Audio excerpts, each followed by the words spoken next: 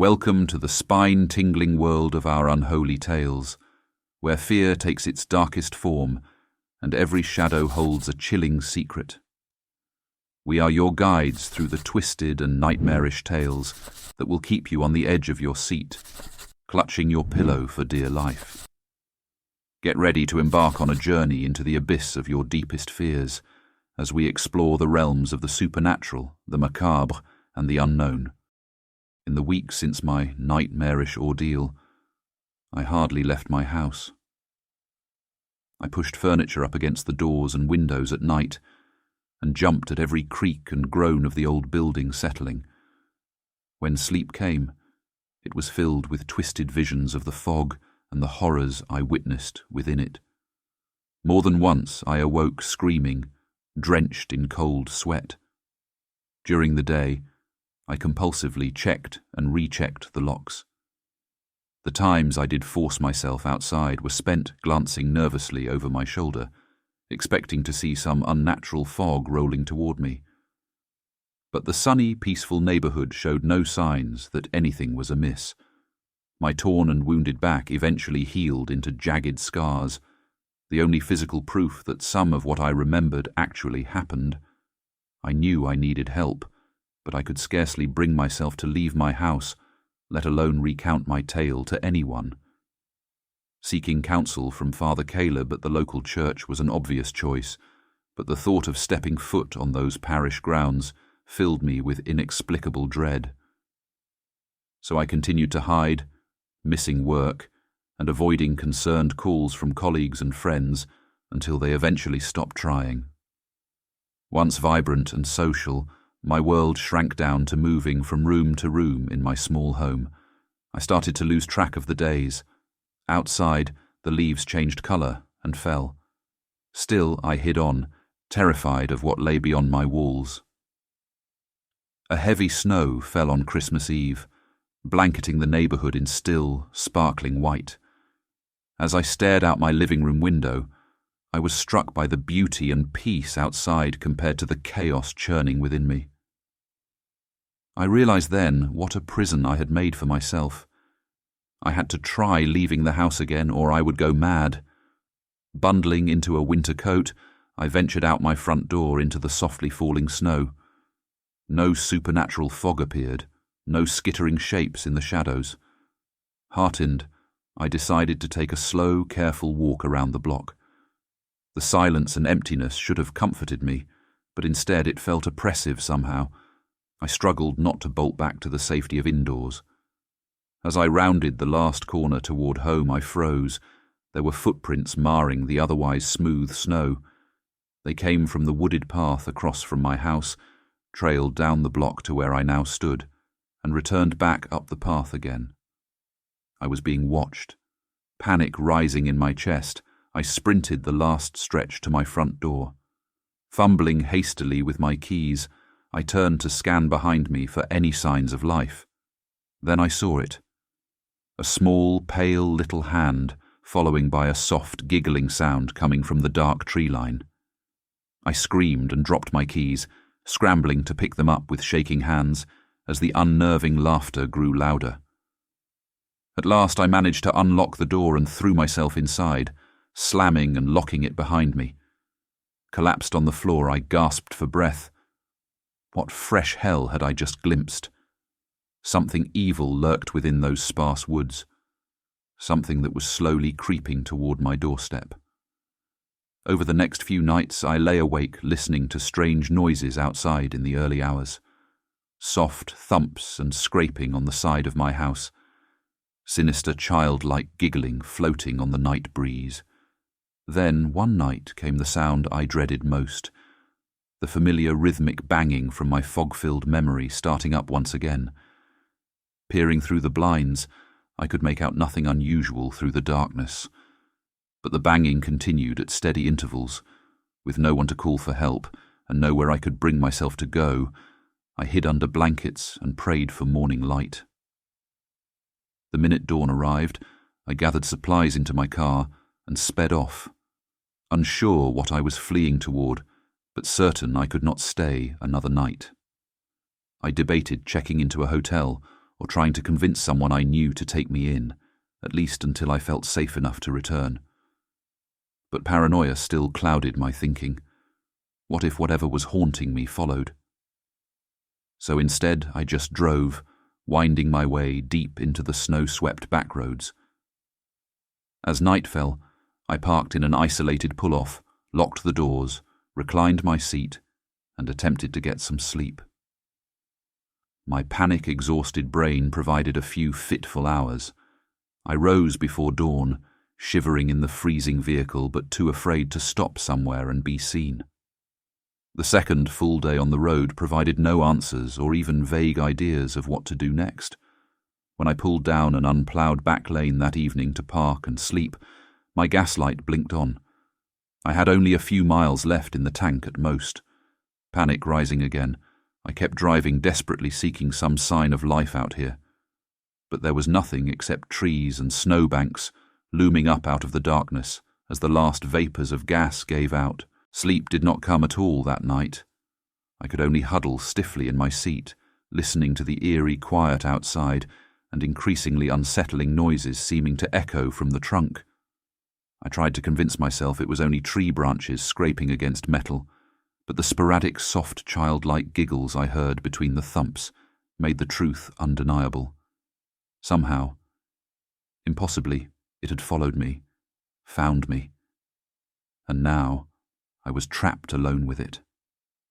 As the night dragged on, I peered desperately out into the darkness for any sign of life or rescue. But I knew no one would be venturing this far out into unused backroads in the dead of winter. I was well and truly on my own. Perhaps freezing to death would be a mercy compared to whatever sinister fate pursued me. The noises from the trunk had ceased over an hour ago when I began hearing movement outside. Slow, staggering footsteps dragging through snow. My mind flashed back to the image of the rotted corpse emerging from the fog toward me. Was this to be my end, then? Frozen or torn apart? I stifled a sob, pressing back against the driver's side door as if I could will myself through it to safety. The shambling footsteps grew closer down the side of the car until stopping right outside my window. This was it. But as I tentatively looked out into the darkness, I saw not a walking corpse, but a hunched, utterly human figure peering in at me. I screamed in shock and terror before realizing it was just an old man wrapped in tattered garments. Sickly and weathered as he appeared, the sight of another living being flooded me with relief. I clicked the automatic lock to let him in quickly before the cold could finish us both. He muttered gratitude through broken teeth as he collapsed into the passenger seat. I muttered something about my stalled car and needing help getting to town. He nodded slowly in understanding before replying that there was no town out here, no anything living besides himself for miles. I sat dumbfounded and shaken by how close I had come to dying stranded out here.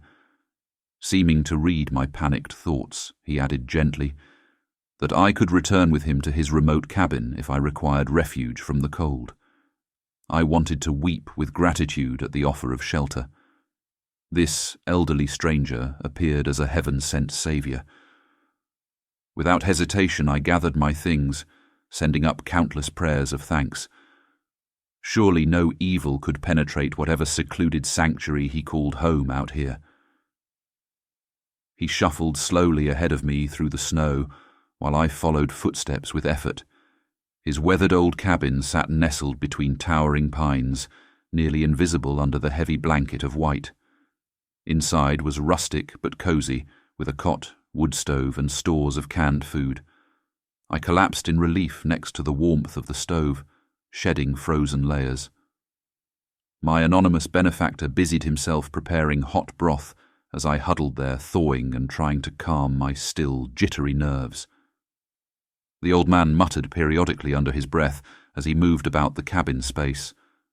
My brain fuzzily tried to make sense of the incoherent ramblings, but could not grasp more than a few random words.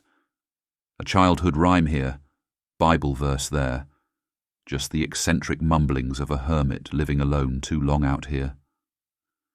I pushed away the idle questions flickering through my exhausted mind. All that mattered was I was alive and safe, for the first time since that damned fog first rolled through my neighborhood. Between the crackling fire and my own bone-deep weariness, I slipped in and out of muddy dreams all afternoon there on the cot. I awoke once briefly to the sight of my host shuffling outside into the darkness again. Perhaps checking traps or generator fuel, I thought fuzzily before drifting off again. When I finally awoke clear-headed, the stove fire had died down to embers and the cabin was silent. Unsure what time it was with daylight already fading from the sky, I decided to search for my missing benefactor. I zipped up my still damp coat and pulled on gloves before stepping outside, where faint light still reflected blue on endless snow. "Hello," I tried calling out, my voice seeming swallowed up by the towering pines and silence. The discovery of footsteps trailing around the side of the cabin drew me that direction. Wind swept my own tracks away behind me as I followed the faded impressions around back. Where the simple wooden structure ended, the snow gave way to a steep downward slope, disappearing into more densely clustered trees. I hesitated, feeling suddenly something ominous lurking down there as my gaze followed the steps downward. But I had to locate my only source of aid out here. I could not afford to lose sight of another living being. Reluctantly, I traced a path down into the evergreens shaped by the steps and occasional drag marks ahead of me. It looked as though he had ventured this way with tools or supplies and been struggling over the steep grade. Fir needles scratched at any exposed skin like ice shards. There was no sound except the pulsing of blood through my ears. It felt as though I was descending alone into some forgotten underworld. Finally, through the tight press of trees, I stumbled out into a small open space. Drag marks and footprints marred the otherwise undisturbed snow. In the centre loomed the darkened opening to what appeared to be an old root cellar built into the hillside. Stone steps slick with ice led down to a weathered wooden door hanging half open on rusted hinges. From the black void within came soft shuffling footsteps and almost familiar muttering whispers. Every primal instinct told me not to approach that cellar, but night would soon be settling in completely, and with it the bitter cold. I had to know if my companion took shelter inside against the coming freeze. Swallowing back rising panic, I gripped a heavy fallen branch and crept toward the threshold, peering down into untold darkness. The incoherent but bizarrely familiar murmuring seemed louder, almost chanting now, as I strained to see any sign of life below. With a sharp rattle, the rotted wooden door suddenly slammed shut. I cried out, falling backwards at the shock. Scrambling to stand, my makeshift club held out defensively. I shouted into the icy air, demanding whoever had done that to show themselves. Only silence answered, but as I turned to flee back up to the relative safety of the cabin, the truth finally dawned on me. Pieces clicked together with perfect and terrible clarity. The familiar whispers and rambling chants from my recluse companion. The inexplicably similar dragging footsteps to those that had pursued me through supernatural fog in my own neighborhood. And worst of all, the gleeful, childlike giggling drifting up from that cellar the moment before the door slammed closed. Raw panic flooded through me. Everything, everyone I had blindly trusted out here was one and the same. The obsessed entity stalking me from my home all the way out to these remote woods where nothing else lived. Almost nothing else. Every step back up away from that root cellar entrance, I searched the enclosing forest for my snowy saviour. But nothing looked back except endless rows of indifferent pines. Somehow I was utterly alone again in gathering darkness with that thing. For all the good yelling for assistance would do me, I may as well have been the only living being for miles in this frozen hell. Forgoing any thought of recovering my bags from inside, I took off running heedless through trees back toward where I believed my car rested.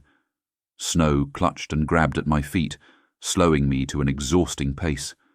Still, I crashed heedlessly forward, breathless sobs tearing from my throat, no destination in mind except away. When at last I broke through the tree line, gasping back into open snowbanks, the cruel sight stole what little hope remained in me. No tracks stretched ahead but my own. Somehow, in my panicked run, I had gotten turned completely around with no sign of road or vehicle in sight. Only endless lonely pines standing as silent witness to my desperate cries splitting the icy twilight. Exhausted, lost to sight and sound of anything familiar or remotely comforting, I collapsed, weeping to my knees. Perhaps this would be my snow-cloaked tomb after all. Utter hopelessness washed over me as I knelt there, sobbing among the icy pines. I had escaped the supernatural evil pursuing me for so long, only to end up freezing or worse in this endless wilderness. As darkness descended rapidly, I knew I had to find some kind of shelter or fireside to survive the brutal night ahead. Wiping frozen tears from my cheeks, I picked a direction at random and started walking. I passed countless trees, all identical to my overwhelmed senses. The towering trunks provided some buffer from the biting wind at least. After what felt like hours, I spotted a clearing ahead surrounded by briars. I pushed my way through scratches and thorns until I stood before the decrepit ruins of an old shack nearly invisible under snow. One remaining wall provided a windbreak as I huddled down, wrapped my coat tight around myself, and prepared for an overnight battle against the elements alone. But I did not pass the night alone after all. As exhaustion threatened to take me, I was roused by nearby snapping branches and a shuffling approach. I sprang up, clutching my makeshift club, nearly sobbing with relief at the welcome sight of my ragged old companion.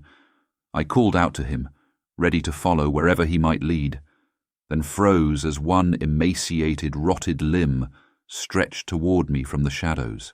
This was no living man, but the revived corpse of one. I recalled then the graveyard adjoining the little parish church in my neighborhood, another place I felt inexplicably afraid to go near. As the creature lunged, I swung my club with panicked strength, connecting with flesh that split and oozed beneath the blow. Still, the corpse came on until I battered it headless. Stumbling away in revulsion from the remains, I fled blindly into forest night once more. By the time my legs gave out again, I was utterly lost with no clue how much distance I covered or which direction. The wind drove needles of ice straight through my coat out here. With my last scrap of energy, I crawled into a hollow log, determined to get some relief from elements. Curled in fetal position beneath the crumbling bark, I felt exhaustion and cold, lulling me toward hypothermic sleep. But rest would not find me that night. Instead, I lay listening to the ever louder, disembodied giggling echo around me. Clattering sticks and pine cones pelted my exposed face. Small, icy hands suddenly grabbed at me, wrenching away the dead branches concealing my refuge as I screamed and thrashed. But once uncovered, the assault stopped as abruptly as it started. Only my own rapid breaths and heartbeat filled the frozen air now.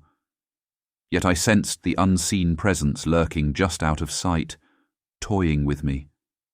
This night stretched on in immeasurable agony.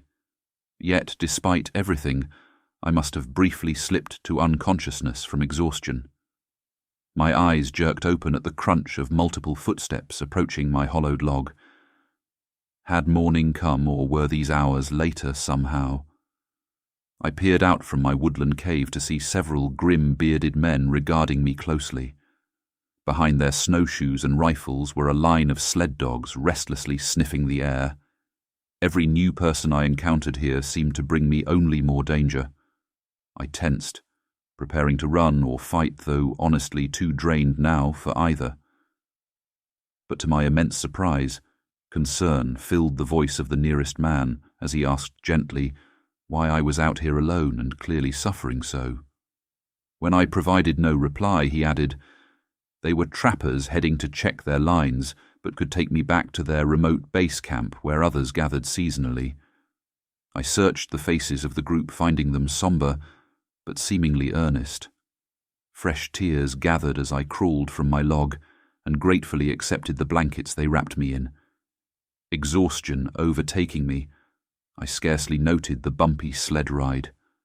Next, I consciously knew I was laying atop rough blankets in front of a campfire, men talking quietly nearby.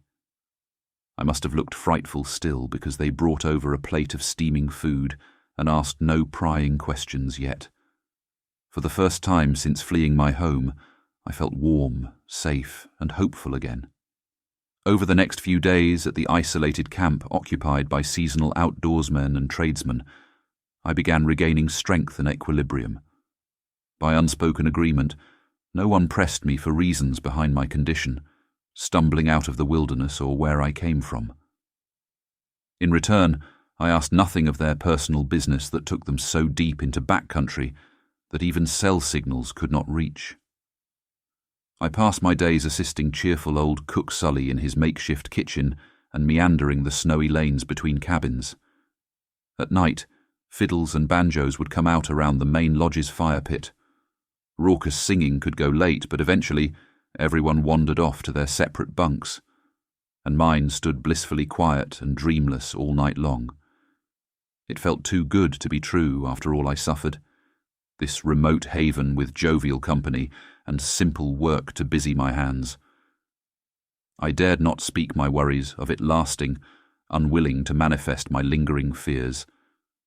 But after nearly 2 weeks had passed this way, I knew I could not hide here forever. I began cautiously asking about arranging transport back toward civilization, and what little remained of my former life. Sully set down his knife from chopping potatoes to regard me solemnly.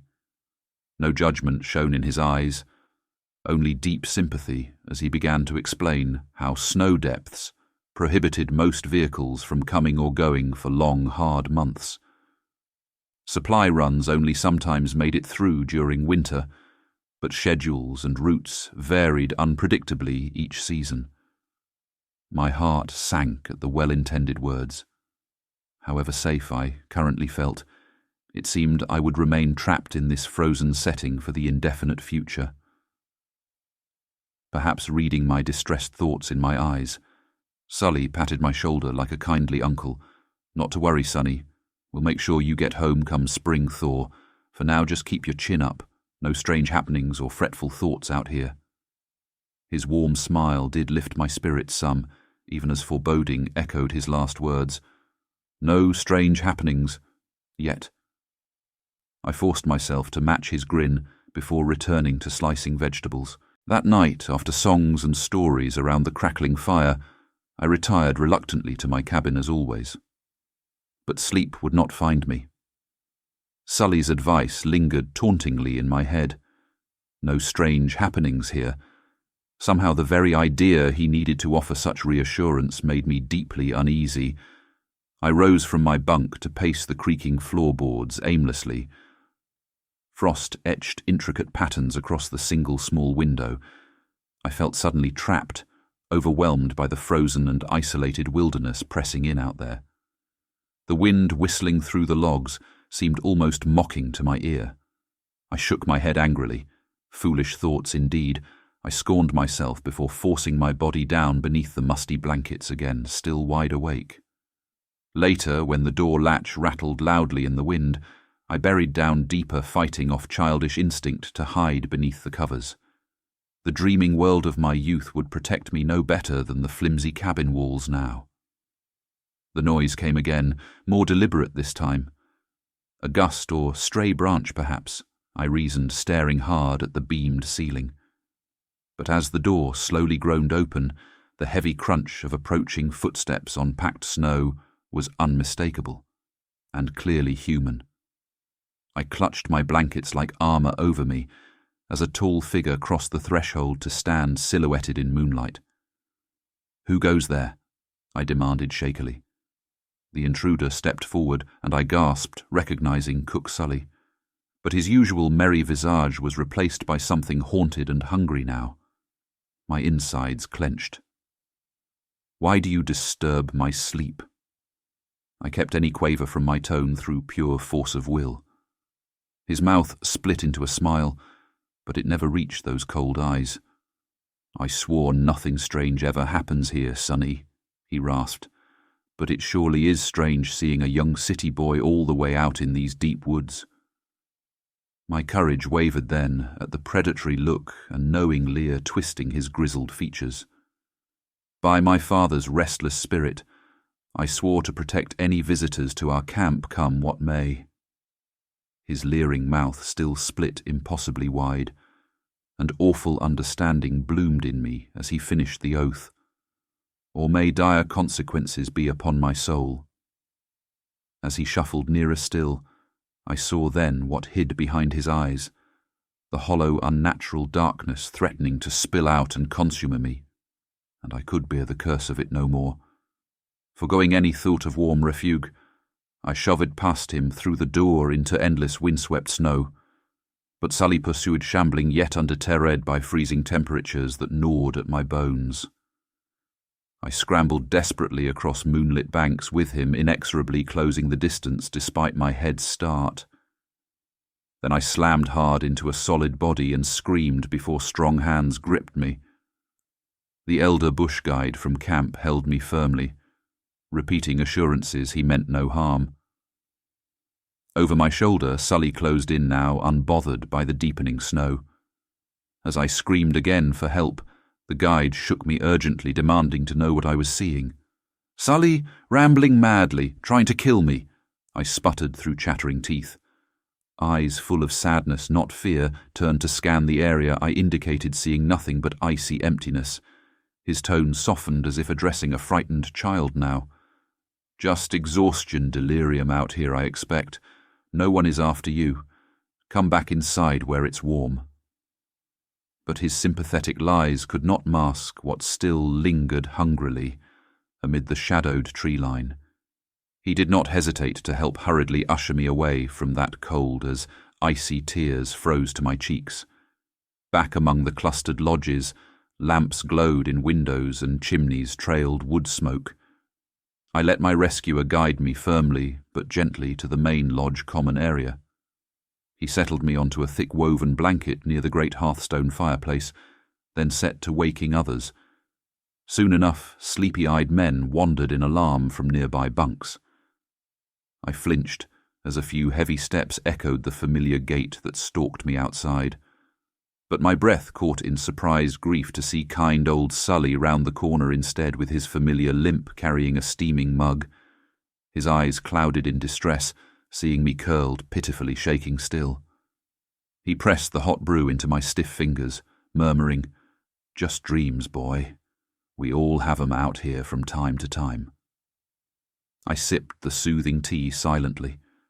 The others shuffled about in confusion, concern etched clear on their weathered faces. As my panic and shivers subsided, I noticed now their worn yet sturdy snow gear, thick beards frosted white with ice, steaming metal thermoses that chilled hands clutched. Frostbite and fatigue etched lines into skin exposed.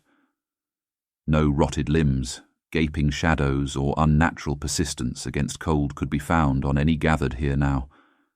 I nearly wept, realizing I alone perceiving the terrifying phantom. No one else gathered bore any gleam of awareness in their eyes.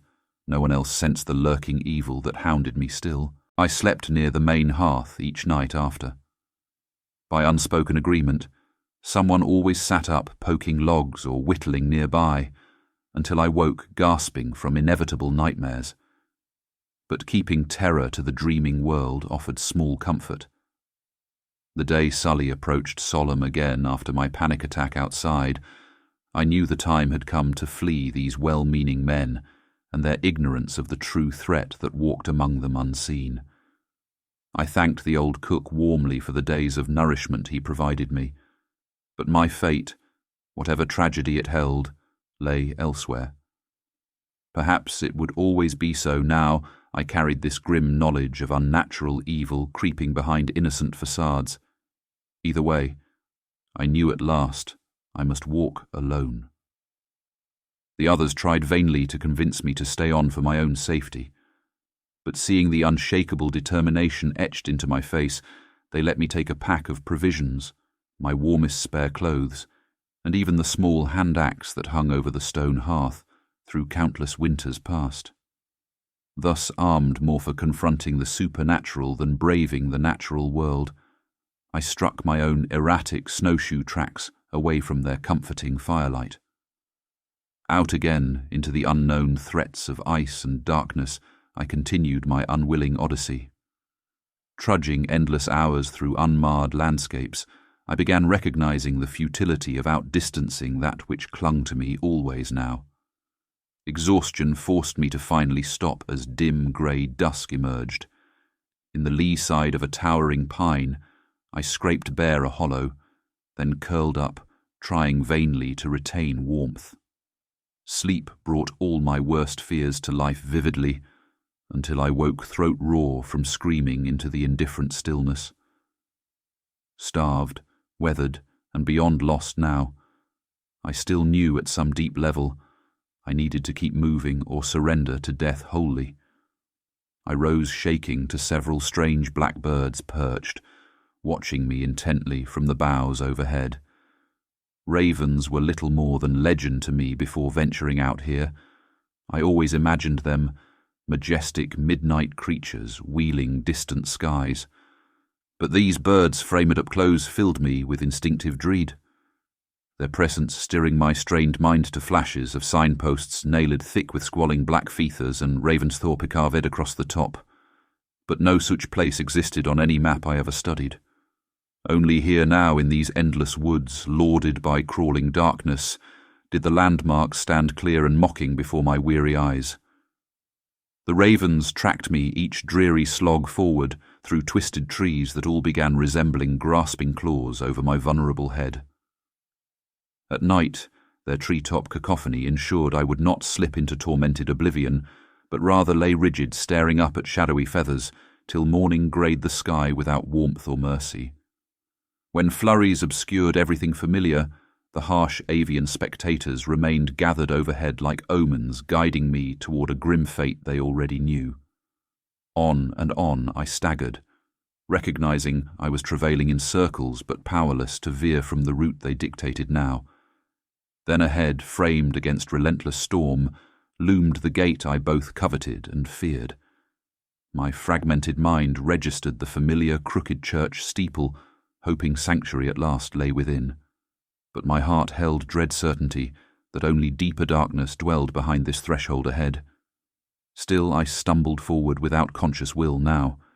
Passing beneath the posted signs, a fine powder began descending. Not snow, but ash. The dusty air choked my breath as I gaped upward, where blackened shells of buildings lined either side. Through eddies of ash, I glimpsed familiar shapes and signs barely recognizable as my own neighborhood somehow. Fear thrilled electric down my spine, even as exhaustion dropped me to my knees in the barren street. The smallest mercy granted was that no ravens winged the lightless skies above this nightmarish vision of home. Kneeling in the swirling ashes of my former neighborhood, despair threatened to overwhelm me completely. I had escaped this haunted place so long ago, it seemed. Yet here once more, against all reason or sense, stood the cracked remains of my house just ahead through the gloom. Even if some shred of refuge remained within, I sensed only damnation lay waiting now past the splintered doorway. I may have wept then, for all my kinder memories of youthful joy within these familiar walls that enclosed me now in horror. I could not flee. But shedding tears required hope, and all such sentiments shriveled away to dust in this awful ash snow falling. When at last I stirred from that modern Pompeii nightmare of my own street, I simply turned myself toward the darker centre from which the flakes of char swirled as though aimed toward some epicentre. Without will or resistance, I drifted with the ash toward its origins, through the ghostly familiar shells of home. Past the grocery, the corner bank, schoolyard, my feet followed the ashen path until the billowing flakes grew strangely substantial upon my skin.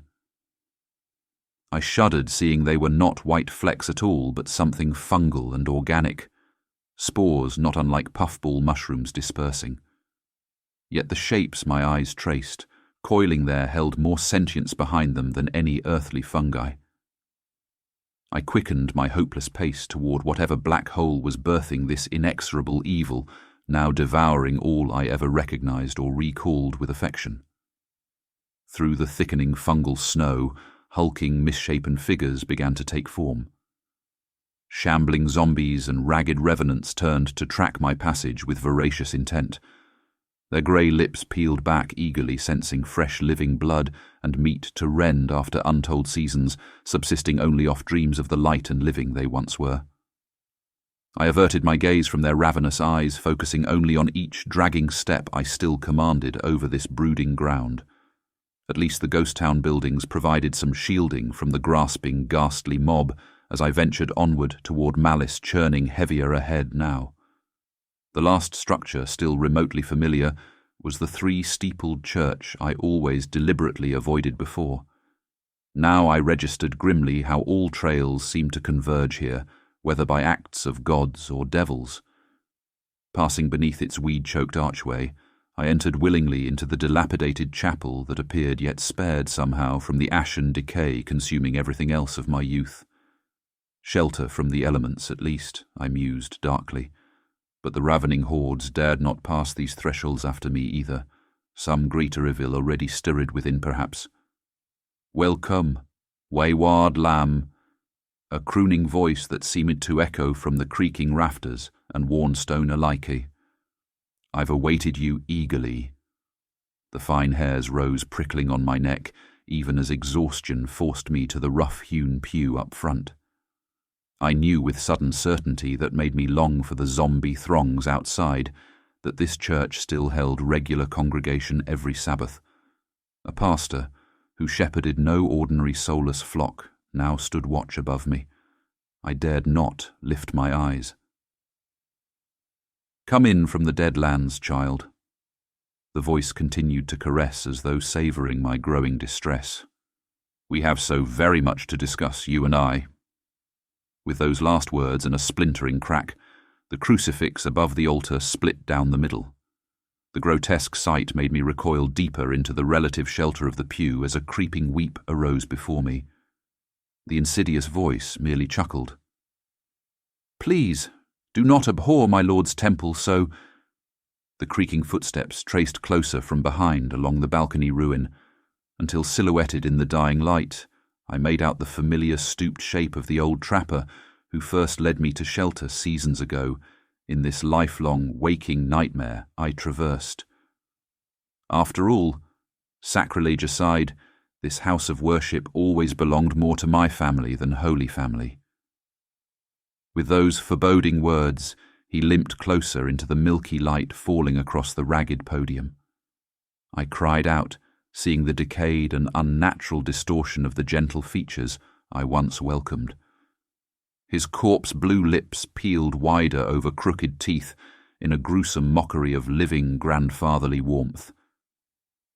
"We are all fallen creatures here," he rasped through tattered lungs that leaked ashen darkness with every laboured breath. "But some are buried so much deeper beyond grace than most will ever surmise while they walk under the sun." I shuddered in primal horror, recognizing the yawning abyss, barely contained behind those age-faded eyes now.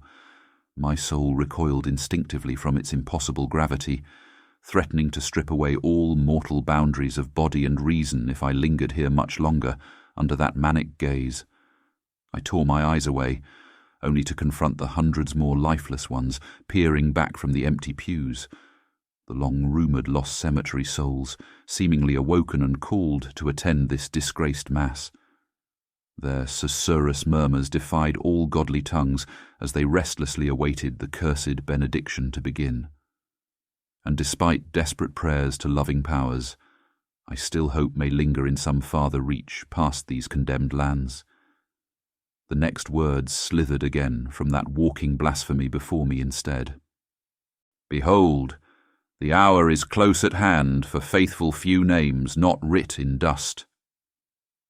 The inverted cross at his neck seemed to twist further as he raised cup and bowl like plague-cursed offerings to the figures writhing against shadowed walls. We complete the broken cycle years prolonged. Bear forth sweet vengeance, faithful ones. Carry the blood oath home as forsworn. His croaking voice seemed to multiply until countless tongues roared response from the leering hordes cramped between cracking walls. My panicked gaze swiveled corner to corner, but no escape path remained now.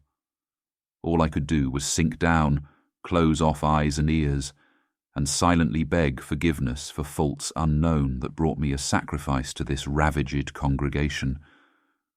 But the dreamless void remained beyond my desperate grasp, as accursed rituals carried on piercing veils between worlds better left unbreached. The smell of charred bone and screams violating life essence jolted me from cowering stupor. Through the dark, scuttling shapes swarmed the glowing pyre, where the clerk who always counted my coins at corner store now spasmed unending in flames not his own. My throat locked in a silent wail, realizing I condemned this innocent to torment by venturing too near the death-hungry flock. I tore my burning eyes away, only to behold the entire smouldering chapel now stood empty, save the master of ceremonies presiding from his desecrated pulpit. His gaze found mine again, and I shuddered seeing his face appear smoothed by distant memories of wholesome youth when gospel not perdition echoed from his tongue. We each owe small sacrifices to keep old covenants burning, he intoned gently, but eyes still abyssal voids bereft of comfort. What is one more piled warmth to thaw frozen ground, pave safe return way for myself and others buried too long? His rot-gnawed features melted back into gruesome hunger that yearned to devour me as well, I realized, gagging. At long last, panic conquered exhaustion and despair to rouse me from fatal languor upon those rough-hewn benches. I fled between stone walls no longer familiar sanctuary, but cursed tomb-fusing root cellar, aged church and pagan cairn. My pounding footsteps pursued by ghostly wails of the freshly departed clerk, joined now those faceless howls outside clawing to get in, where I strove equally to escape. Crossing the threshold left my mind unmoored, unable to process the landscape returned to pastoral tranquility, with nary a trace of smouldering village or mob of mad wraiths from before. Only the gnarled oaks in rolled-down familiar rural road gave any sense. This was the same earth tread mere moments past within church walls. I ran on recklessly through the jarring peace, terrified to pause and possibly see through the treacherous illusion. Only forward progress offered any hope now. The solitude itself felt ominous, despite warmth of sunlight suddenly flooding the valley trail ahead. By that very grace and glow I knew myself lost again, to depths beyond charted realms. But reality held no tangible meaning when diabolic mystics could twist all perception at whim. And the surety of that understood, no refuge found in ignorance now, hardened my despair further still. Eyes roving in full paranoia, I continued one shuffling step at a time, expecting attack from beneath every flowering bush or slinking from behind each mossy trunk surrounding the gradual climb ahead. When gnarled fingers at last clutched me brutally from behind to cut short my flight, I screamed more fury than fear, now utterly beleaguered. But the crazed visage meeting my vengeance-spun gaze was not demon nor corpse, but somehow crumpled modern features of the dear friend who first bid me shelter when supernatural siege began outside familiar home so many lifetimes prior now. Her wild eyes burned with turmoil beyond comprehension. "He told you had to stay away," she spat hoarsely. "His territory, he owned your soul. Why keep trespassing on these accursed roads?" She shook me violently, demanding if I understood their grandfather's wrath, harboured toward any who strayed across these lands. Her family name struck a chord of dread recognition then, as I recalled the main street I stumbled through recently, choked by death ash falling, Ravensthorpe. This was his ancestral domain, and by mere coincidence of friends loaning refuge.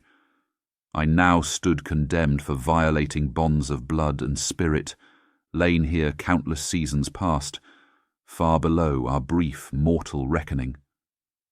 I gaped, wordless, begging her to unhand me, unable to convey how helplessly and unconsciously ensnared by byways far from my control.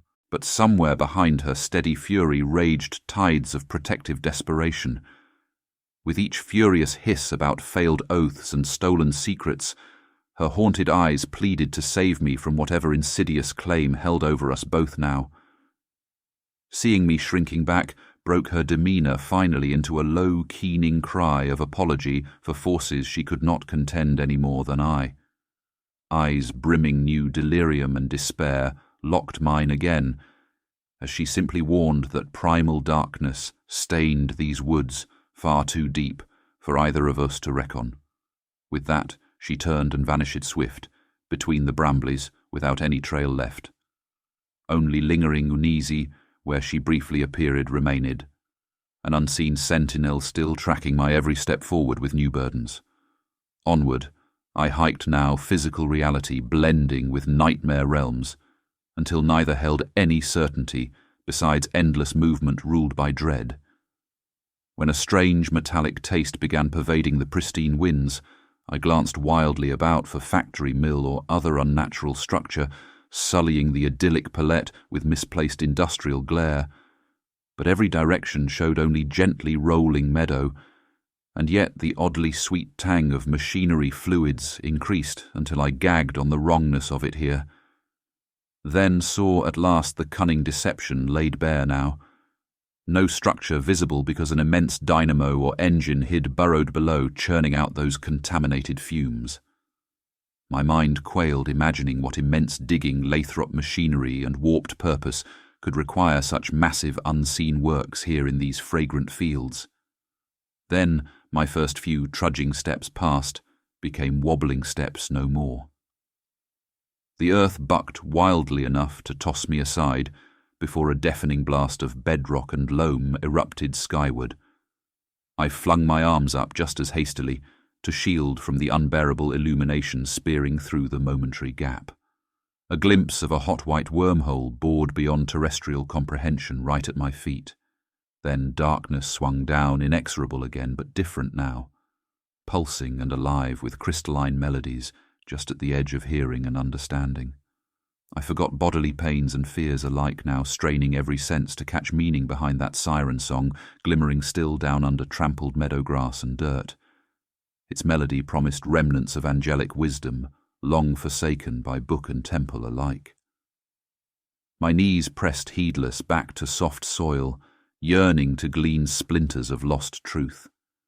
Lips stung salty sweet where they now brushed against tender blades and roots, reaching vaingloriously toward that self-contained world, turning slowly just out of sight. I whispered vain entreaties against the divide, begging illumination on any method to slip beneath this thin terrestrial ceiling. But daylight realities knew not how to read the runes carved by immortal glare, scouring within earth guts.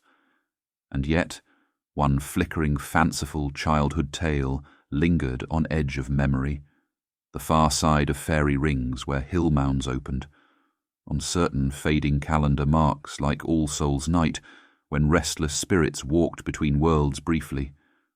I gazed up once more beyond blinded mortal sphere. I occupied toward distant psychic stars, holding cold alignment unrecognized by living seasons. I knew now the doors could crack open ahead. My decision lay only in choosing which to pass through. I knelt there, torn violently between conflicting compulsions, to fling myself heedlessly after that fading song of crystals, carrying gossip of spheres divine, or else scramble away, clutching missionary fragments of human sanity aloft, still against corrosive tides, threatening all inner light and landmarks. but the keening melodies from that deep world proved mercilessly intoxicant for a wanderer, so wearied of forfeiting every familiar shore behind. Where else awaited any but fresh forests of fear, or another community to imperil with my curse's lifeline cast off so long ago? For better or worse now, music of night called me on toward transformation or oblivion in equal measure. So again this weary spirit rose summoned, yet lower into the belly of the waiting beast. Magenta embers still smouldered, marking the glowing pit recently burst open. From that eldritch wound, whispers and flickers, both magical and ominous, signalled my descent waiting beyond the veil of mundane turf. Half crawling on hands and knees, I slipped feet first over the moor's crumbling lip. Brambles clawed hungrily as my ankles and calves, while clods of dirt rained down, verifying I had not turned yet back from this desperate folly. But once wholly committed into that narrow crevasse, cavern gases lofted me lightly the remaining span down to where nebula gases spun strange, soothing welcome. Formless colours wrapped fluid around my human limbs, supportive as loving mother's arms. Lulled briefly by careening beauty glinting all about this alien realm, I nearly forgot the luring song still sounding from Father Corward. Stirring myself reluctantly from the hypnotic comfort of clinging mists, I drifted further, in seemingly unbound by earthly direction now. Each step passed effortless through pulsing veins of liquid jewels and silken pastel star fields stretched across my open path ahead. Rounding a glass coral cluster whose soundless ringing evoked nativity chorales warped across unknown chasms, I felt the heartbeat thrum intensify until even mortal eyes could spot the object of primordial power, still churning molten energy at this pocket cosmos heart. My spirit soared, soaring faster now until I stood rapt, beholding that thing majestic and terrible underlying strange realities, rooted far below familiar earthly geographies. Past all language limits, raw meaning nonetheless exalted into me from its cyclic core. Crunching eons and infinite inches realized also this instant by extraterrene modem before me.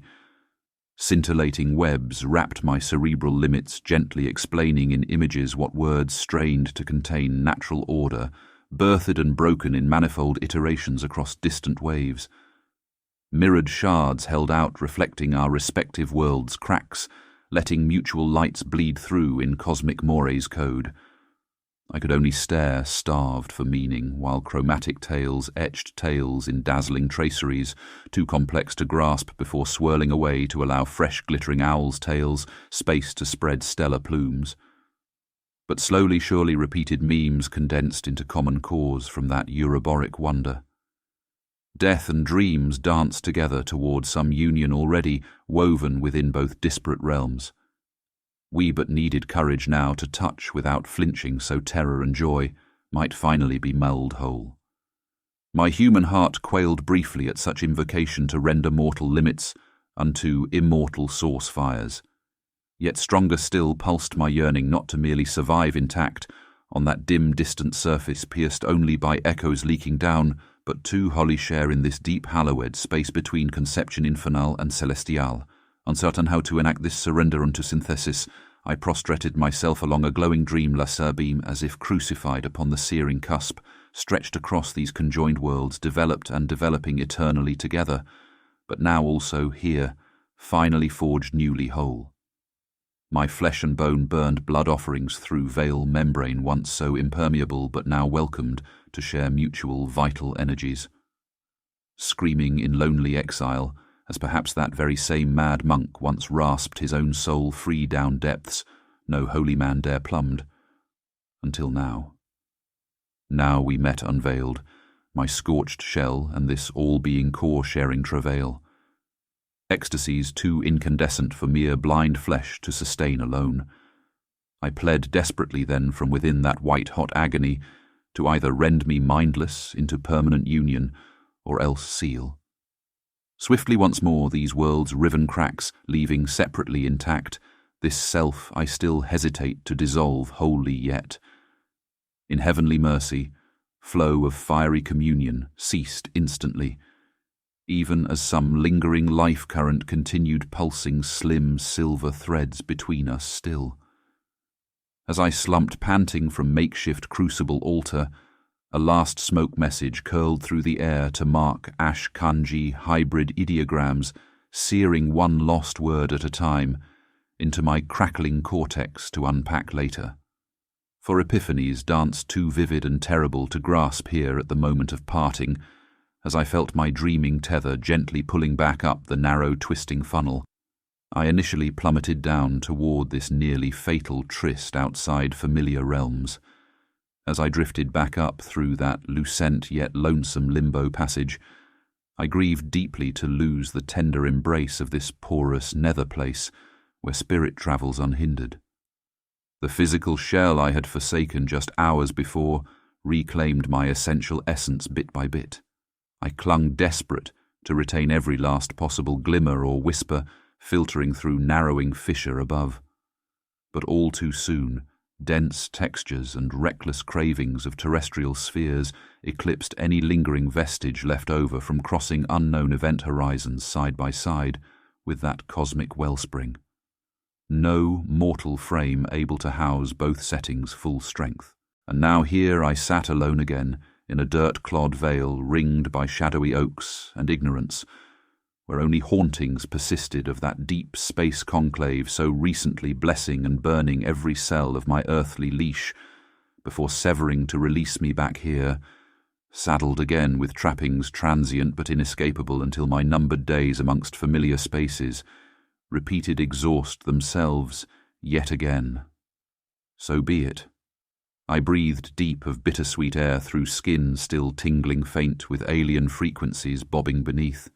Traces remained, however, deeply buried, granting from here forward some slim solace, perhaps, amidst the predictable pains and paralysis of such provincial flesh, unfettered fully by past glimpses of uncharted truth territories far grander than fear can imagine.